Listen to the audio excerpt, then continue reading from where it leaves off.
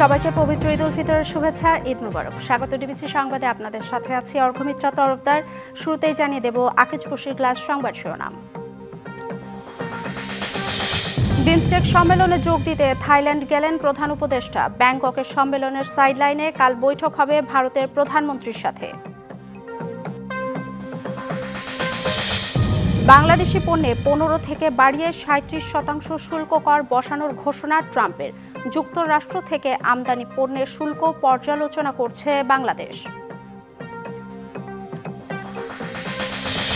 পর্দার আড়ালে জোট গঠনে তৎপর প্রধান রাজনৈতিক দলগুলো। নির্বাচনী সমীকরণে আপাতত টার্গেট ইসলামী আর বাম দলগুলো।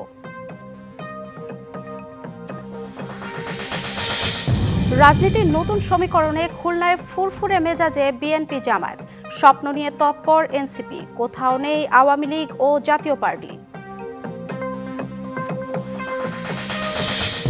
ঈদের ছুটিতে ফাঁকা রাস্তায় প্রতিদিন সড়কে মৃত্যু গড়ে 13 জনের। বেপরোয়া গতির কারণেই বাড়ছে দুর্ঘটনা। চট্টগ্রামে কোনোভাবেই নিয়ন্ত্রণ করা যাচ্ছে না গণপিটুনির ঘটনা। আইন শৃঙ্খলার অবনতিতে উদ্বেগ কাটছে না নগরবাসীর।